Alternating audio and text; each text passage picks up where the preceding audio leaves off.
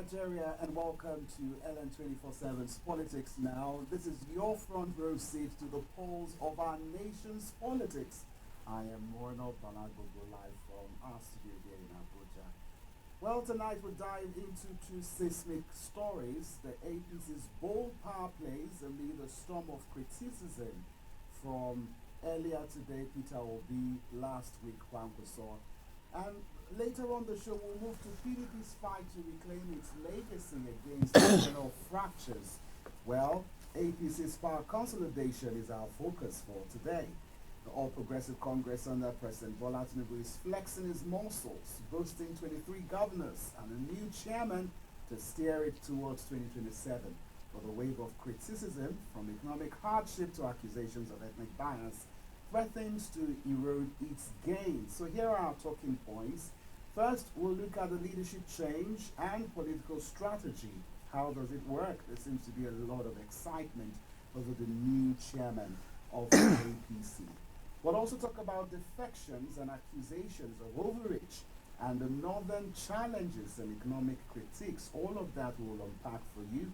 Our guest is live with us in the studio, Dominic Alancha. He's an APC strategist, also known for mobilizing grassroots support in the North, well, right here in the FCT, Abuja. Many thanks for being with us, Honorable. Thank you for having me. Good evening. Good evening, and thanks for being with us. Well, later tonight, we'll also focus on the PDP's revival push. A lot happened last week. We'll break it down for you. Talking about the PDP's NEC meeting, well, that's passed, and they are planning for the National Convention in August. So there seems to be a party reorganization. Are they back? Well, we'll find out. We'll also talk about southern zoning being pushed by Professor Jerry Ghana. How will that work? And also candidacy debate. Who will be the sole person to contest against the APC and the other opposition, ADC, of course. We'll talk about more defections and internal struggles. Our guest, Mark Anongo, a PDP member and strategist, will be live with us later on the show to break it down. So let's take a quick breather, and then I catch my breath. I'll come back and break down the stories discussed. Today's discussion, rather. Stay with us.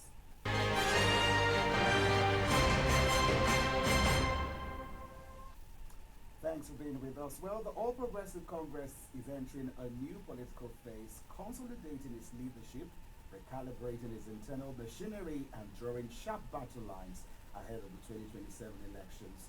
But as the party strengthens its grip, it also faces a wave of criticism and growing unease, particularly from the North. At the just concluded National Executive Committee meeting, the party formally confirmed Professor Nentawe Yilwatda as its new national chairman following the resignation of Abdullahi Ganduje in June. Of course, Yilwatda's emergence by consensus signals a strategic reset, one aimed at injecting fresh energy into the party structure and aligning leadership around President Tinubu's 2027 roadmap. But as leadership shifts, defections continue to roil the political waters. While the APC has gained high-profile entrants from opposition ranks, it has also faced internal grumbling, and critics within and outside the party are raising alarms over what they call a centralization of power, accusing the ruling party of muzzling dissent and rewarding loyalty over merit.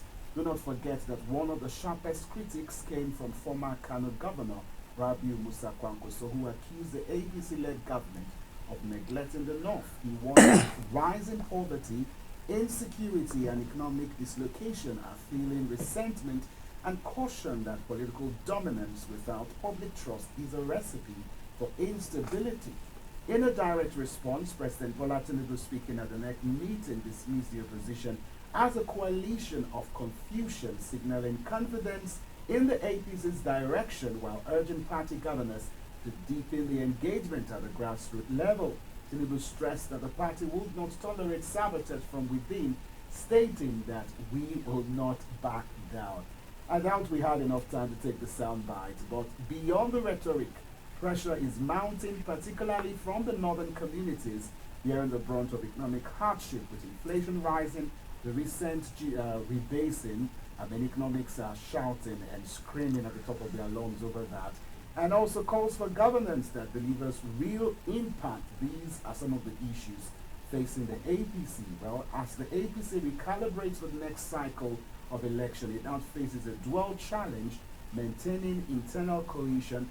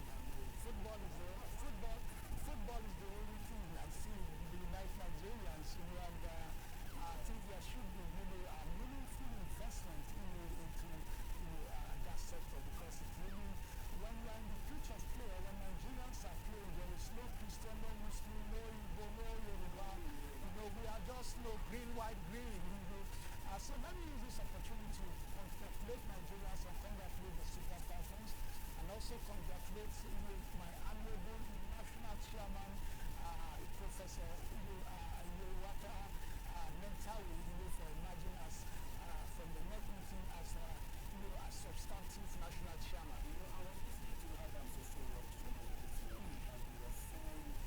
this is somebody who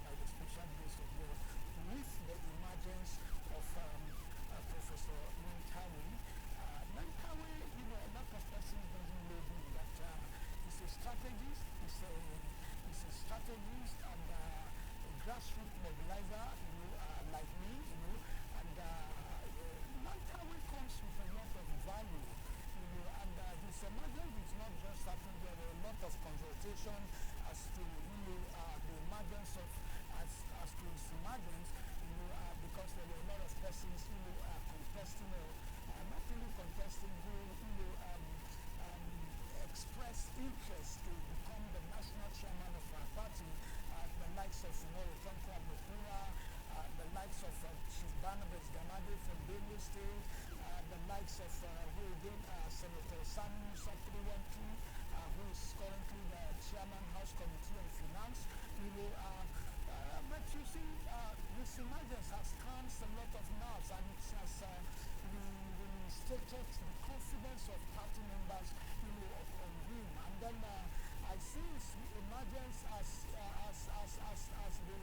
a master stroke, because when it comes to the Middle Belt region, where the party is having a lot of shaking. And again, let me commend President Bola Ahmed Tinubu for listening to the yearnings and cry of the North Central region, because this position was originally domiciled in the North Central, but it was taken away for certain political reasons.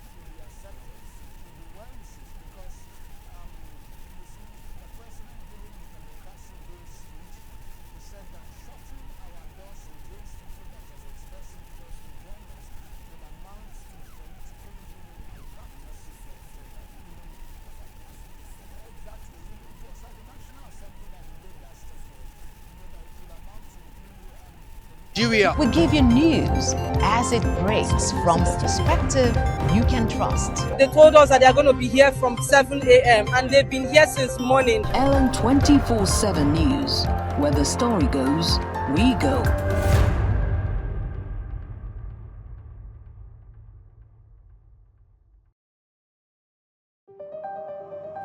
LN247 is first of all a news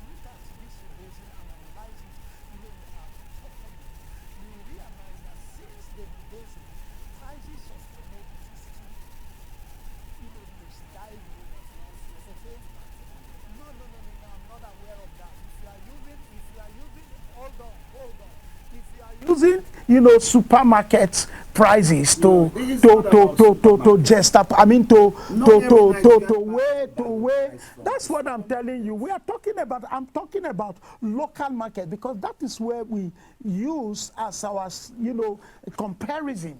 To determine, how the economy is faring, because you cannot talk about, economy without talking about the microeconomy, meaning woman that is the market woman, the corner shop guys, those selling in kiosks and stuff like that. You really need to put them into consideration, and that is when we talked about the microeconomy. With the economy that the president has. The way things is going, the way things is going, like I always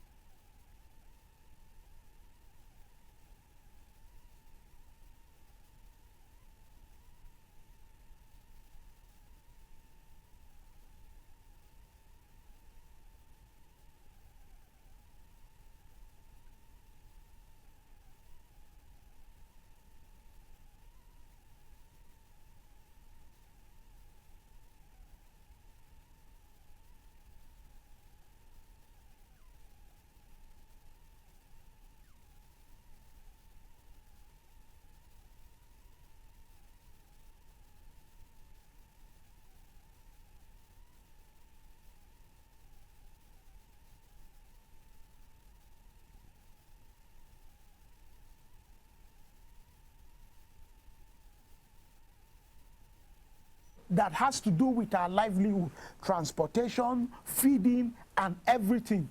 In fact, some of us that advocated for the removal didn't really understand until, they removed it. Then we begin to see the ripple effect on, the life of the commoner. We were thinking that it's only the big boys who has 2 cars, 3 cars, 4 cars, 5 cars in their garage that were benefiting. But unfortunately, the least Nigerian, was also benefiting from subsidy. So the removal of subsidy, which was not sustainable, which was stampeding the economy, cost a lot of pains. But we are getting out of that. We are recovering. Economic analysts and professionals will beg to differ, not on the subsidy now, but on the issue of the rebasing. Now let's talk about the politics. Yes, we've seen a lot of high-profile defections. I mean, even the present chairman has talked about the fact that he's going to work on getting more governors to come into the party. But in terms of translating that into the confidence that you will secure those votes, what are the chances of the APC, especially since the demise, God rest the former president, Muhammadu Buhari? There's been key concerns from the north, and I mean, it's all over the internet. I'm sure you've seen northerners make a case why they don't want to vote for the APC under President Bola Ahmed Tinubu. Are these concerns valid for the APC? Those people that are saying that they are allegedly speaking. I'm telling you that they are allegedly speaking on behalf of the North. Those people, the likes of El-Rufai, the likes of Malemi, the likes of Kwankwaso, you know, I don't think these people have the political strength, the political capital, you know, to determine the outcomes of 2027 election in the North, because we are wiser in the North than, you know, what we used to be years back. And you see, the APC is doing extremely well. Today, let me ask you a question. You are in a ship, and a sinking ship. Will you jump in or you will jump out? People are jumping in to APC because it's not a sinking ship. Of the opposition. So of course, I'm aware of the opposition. They are jumping. Those people that are jumping out of APC, like the president referred to them as confused, coalition of confusion.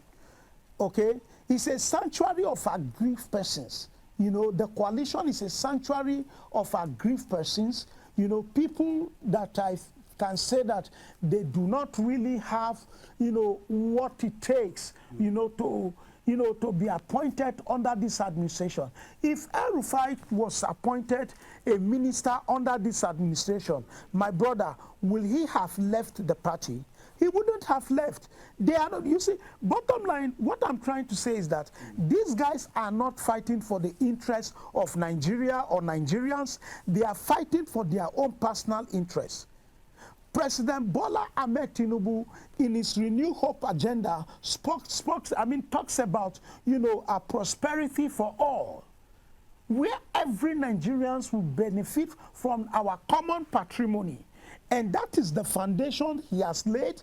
That is the foundation he's going to build upon, you know, from 2027 to 2031. It's funny that you're seeing it that way, but a lot of Nigerians don't see it that way. And it is the duty that before 2027... Don't tell me a lot of Nigerians. APC today has a membership, base of 40 million people. Concerned that even the persons who are leaving the APC, who are leaving their parties to the APC, there is these allegations that state resources, especially when it comes to the Senate, I'm not talking about whether the governors now, but yes, in the National Assembly, there is strong allegations that these people are living based on financial enticement. There is nothing financial enticement. How many of them have you seen the party giving money since they joined they joined the party? So how many of hold on. Hold on. Hold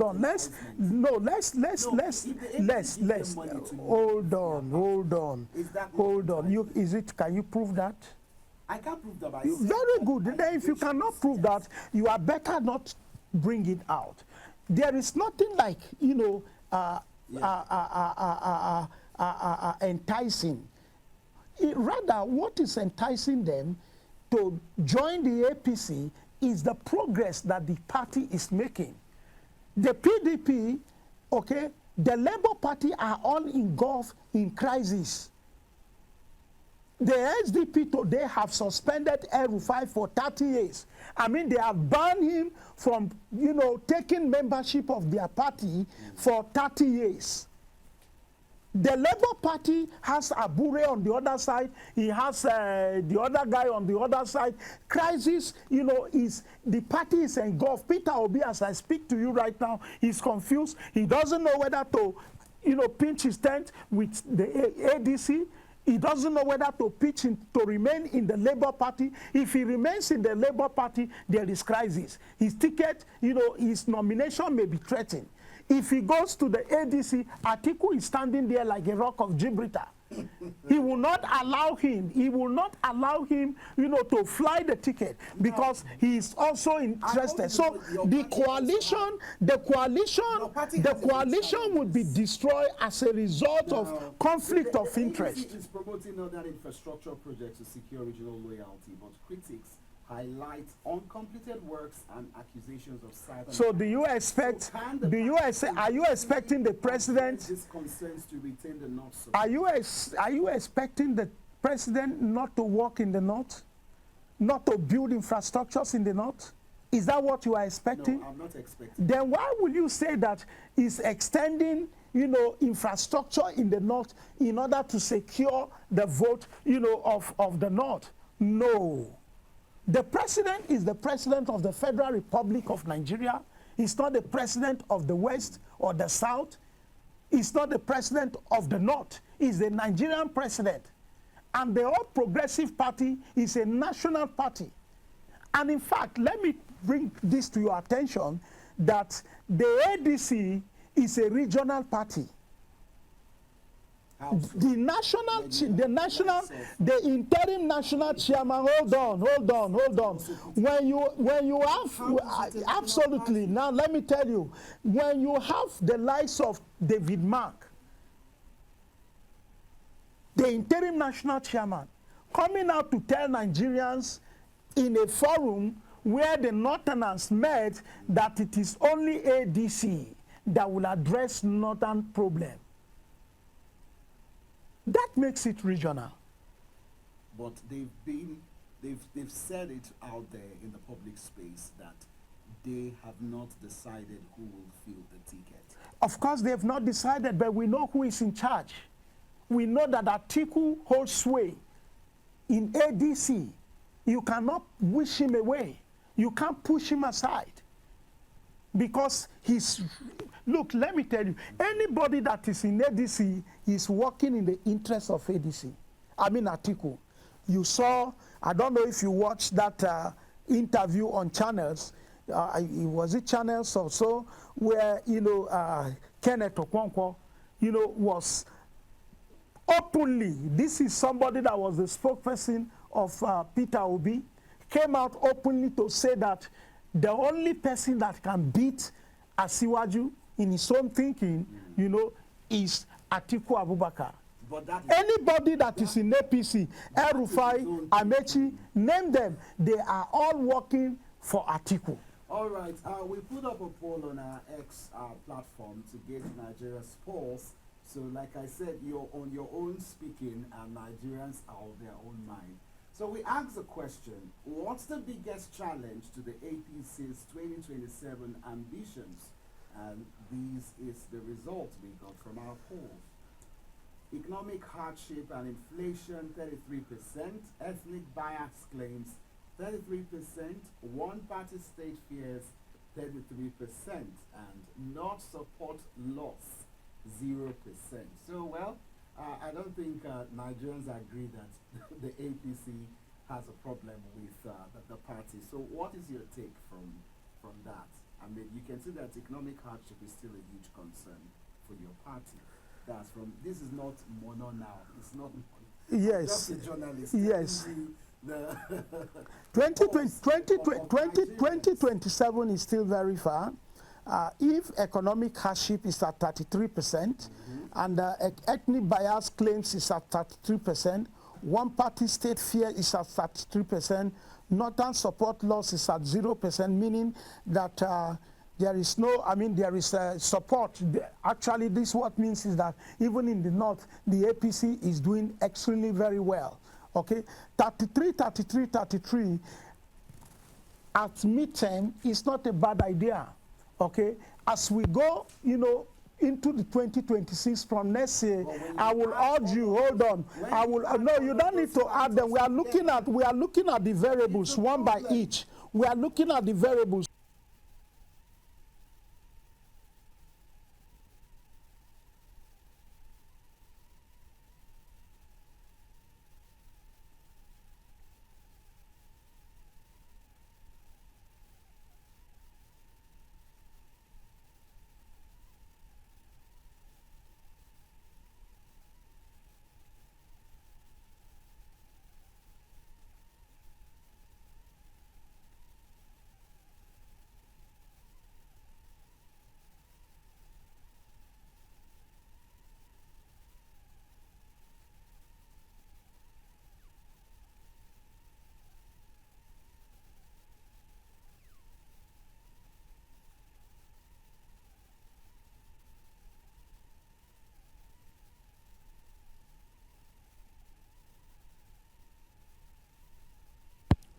what is going to be?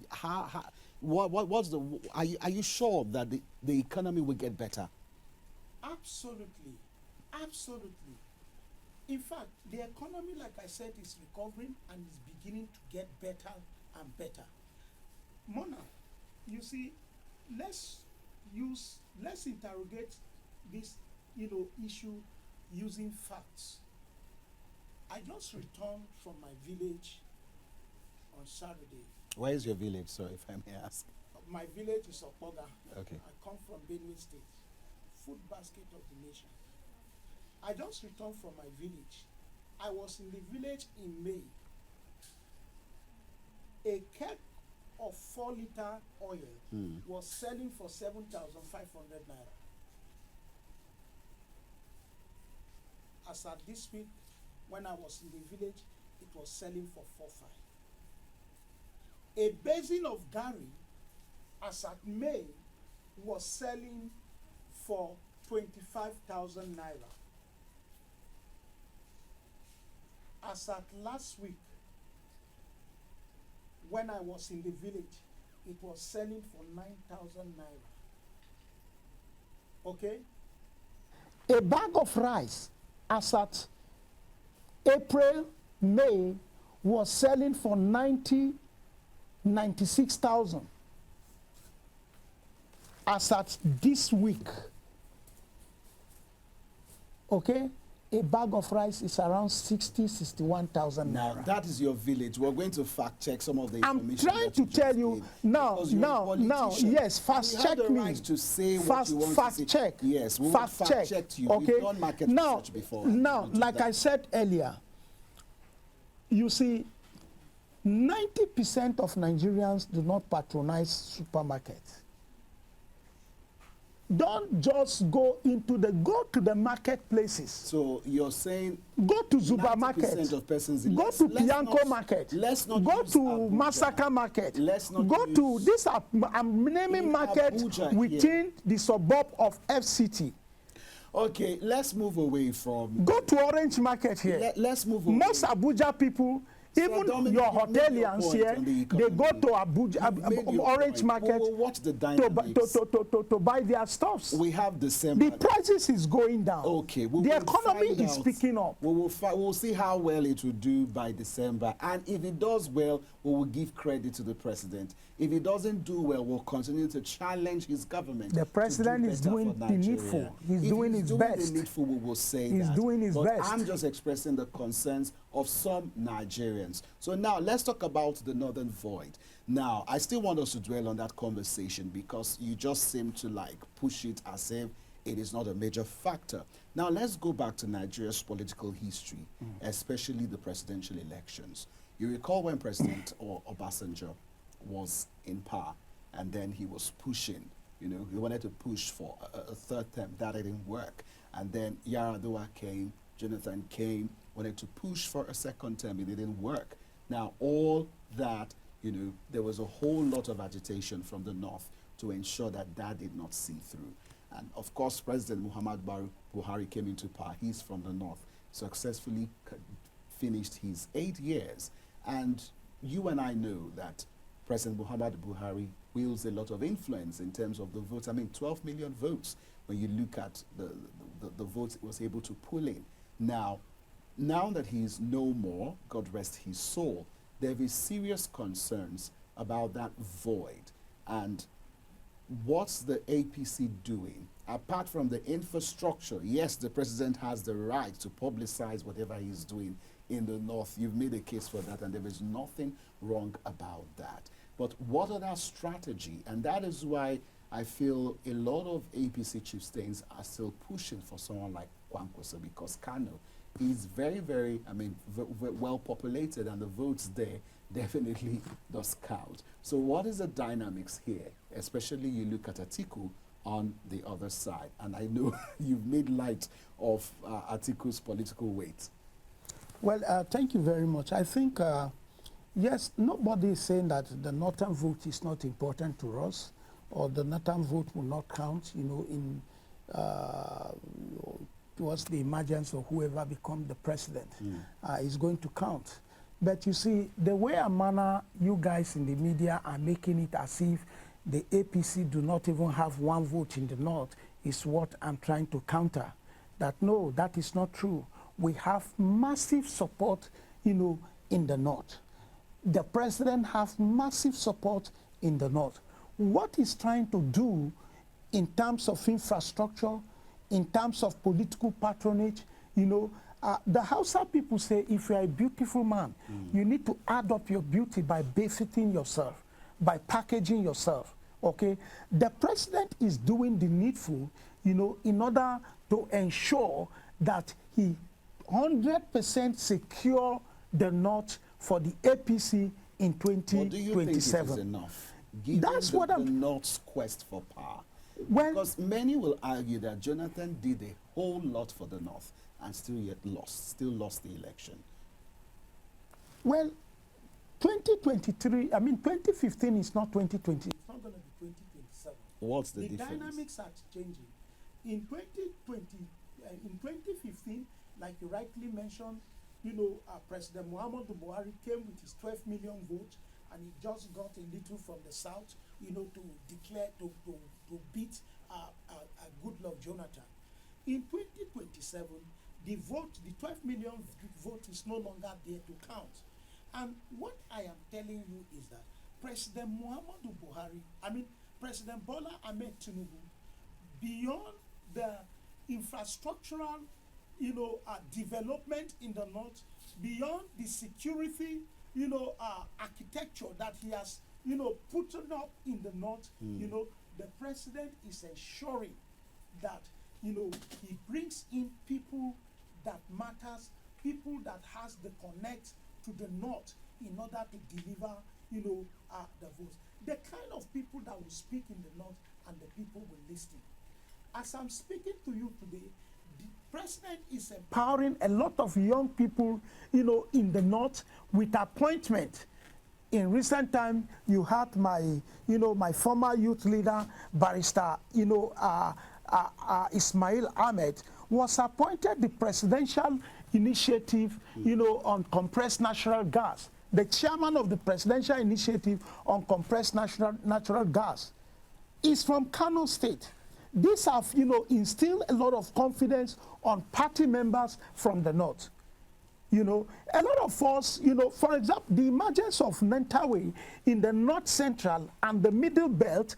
Talk of Middle Belt, you talk of Southern Kaduna, you talk of, you know, Southern Borno, you talk of some part of Yobe, you talk of some part of Adamawa and Taraba, you know, you talk of Plateau, you know. He has instilled some kind of confidence, you know, in us in the Middle Belt and, you know, some part of, you know, the North Central and some part of this Middle Belt and states. Okay, so what I'm trying to say is that the president is very strategic in the, you know, appointment or in the emergence of Nentawe. Number one, you know, Nentawe is a Christian, and in 2023, you know, the Muslim vote was a minus on the APC. And I can tell you that in 2027, even though some of us are pushing, you know, for a Christian-Muslim ticket or a Muslim-Christian ticket, because the northern, you know, Christians, you know, or the northern ethnic minority nationalities, you know, their vote, you know, is humongous. If you look at the 2023 election, the Christian vote is in the kitty of the APC, is in the kitty of PDP, is in the kitty of NNPP, is also in the kitty. Majority of that vote was in the kitty of the Labour Party.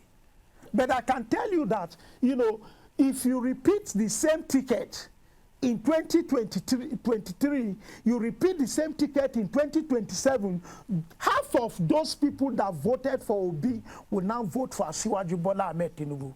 Because they are so satisfied with the policies that he has initiated and with, you know, the economic and, you know, infrastructural development he's bringing to some of these regions. So the North is not against Bola Ahmed Tinubu. Certain persons are trying to make it so, To say that the North are against the APC, I mean, is something that exists in the fiction of, I mean, their imagination. All right. We'll talk more about this. I want us to take the soundbite of the president at the APC meeting that was last week at the presidential villa. We'll be right back. To stay with us. It's not a bad idea to abandon the sinking ship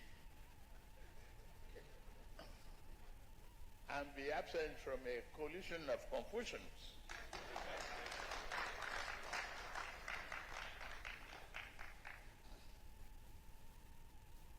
Our firm commitment, as we marked 2 years in office, it has been very rewarding. I could see the leadership of the National Assembly, people like Alero of Kebbi, others, embracing the great progressive ideology.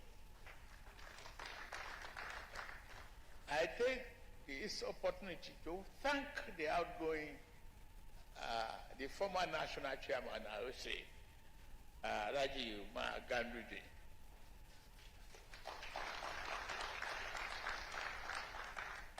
I gave him an assignment on the formation of a progressive doctrine that the new chairman, a progressive institute, I think National Secretary will help to revitalize that and coordinate. And we can still take him as a consultant for the work with the new chairman to do that.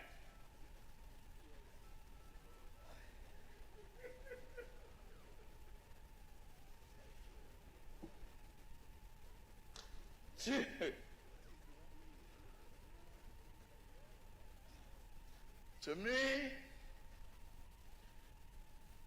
I'll say that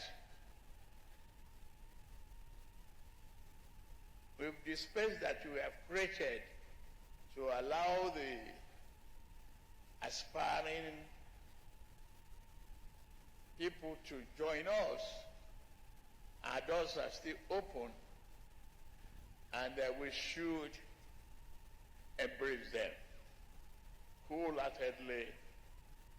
And if you look at it before the end of this meeting, I formed the party of elders as the new chairman wishes to form a committee of national working members to move around the states, the country, and ensure that those who have joined us enjoy the registration and the membership of our party without any difficulty.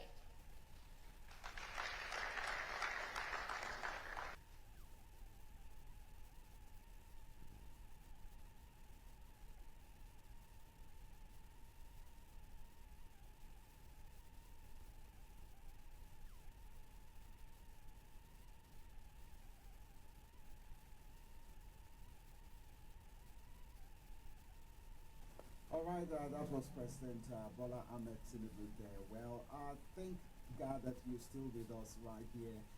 So unfortunately, our guests could not be here with us, but we'll move ahead to quickly examine PDP's revival push. Let's remind you of the talking points. They had their NEC meeting talking about party reorganization and also southern zoning and candidacy debate and defections and internal struggles. Well, at its 101st National Executive Committee meeting in Abuja, the PDP formally set November 15th, 16th, 2025 for its elective national convention in Ibadan. The party leadership has committed to electing a new national working committee and launching a reorganization push aimed at restoring internal coherence and strategic readiness for 2027. The acting national chairman, Ambassador Umar Damagin, emphasized unity and internal resolve, rejecting the temptation of rival coalitions and describing recent split-away alliances as ill-fated experiments that many defectors have already abandoned. The NEC also directed legal action to reclaim legislative seats lost through defection and leveraging constitutional provisions. And in line with founding members' advocacy, the NEC adopted the decision to zone the 2027 presidential tickets to the south, a move intended to restore fairness after the 2023 contest and boost electoral prospects. This agenda was echoed at the recent Reclaiming Our Legacy consultative conference, which was led by Professor Jerry Ghana, who called for regional equity and generational inclusion, urging that youth and silent figures be centered in the party's future and strategy. But yet, the zoning decision has sparked internal debate.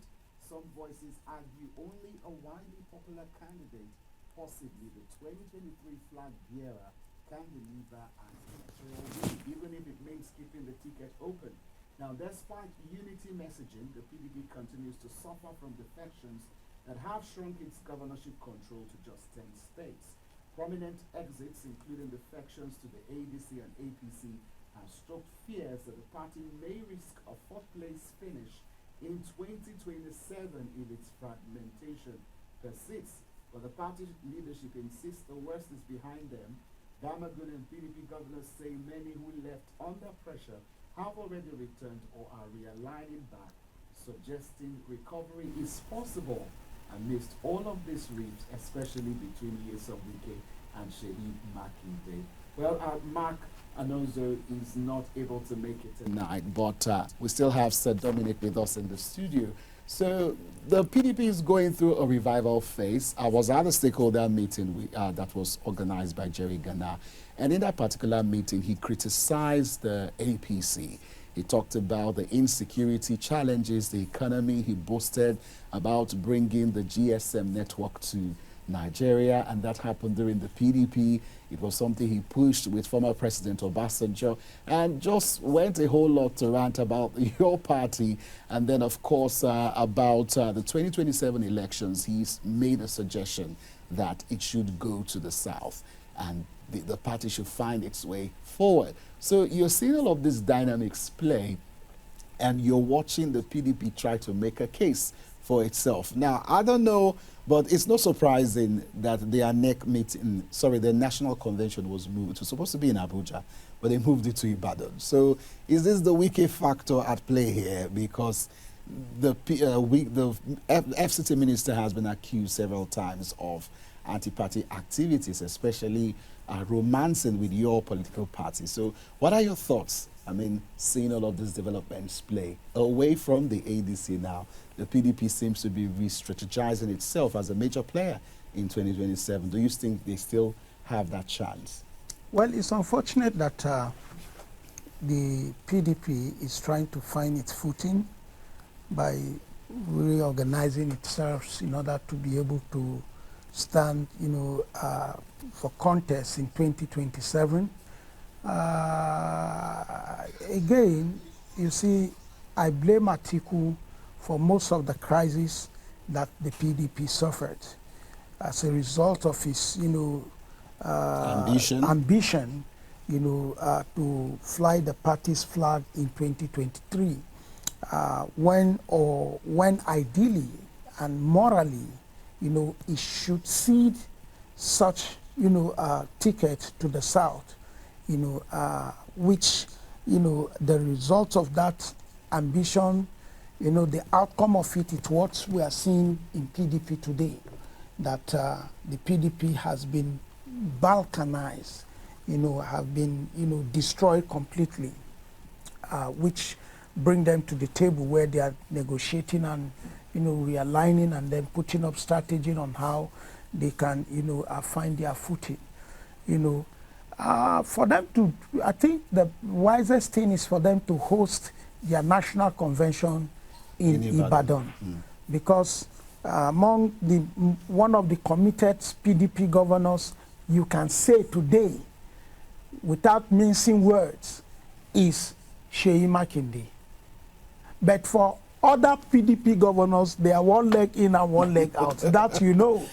Even they cannot Governor be trusted. Caleb Well, in fact, it was rumored that the reason why, yes, the emergence of the national chairman would bring him to APC. Okay? Yes. And he just said that just today, into the I APC think there is rumored that the Bayelsa governor will decamp to the APC in November. Now, all of these things is happening, you know, is a minus for the APC, I mean for the PDP. It's a minus.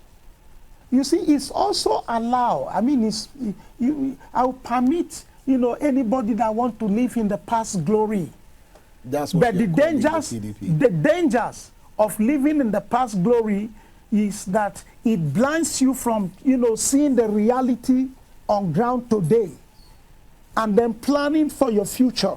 In that meeting, and that is what, you know, at the stakeholders meeting, Professor Jerry Ghana, yes, you know, was doing, railing out, MTN came into under PDP. These are past things. No, but, and if but we the want point to, he made, because and if we want to analyze, if we want to hold on, sir, if we want to hold on, let me land. Okay, if we want to analyze, you know, the performance of PDP from 1999, you know, to 2015, when they spent 16 years, you will agree with me that the PDP was a colossal failure. Now, talking about colossal failure, they claim that PDP ran on issue-based politics. And the APC is just doing the opposite of that. So that is their claim. So, but you're calling it... No, see, let me tell you, people that run issue-based campaign, okay, and there was they comes with issues. If okay? I may say this, I am a strong believer of issue-based, value-driven, principle electioneering campaign, because this is the only thing that will advance governance in this country.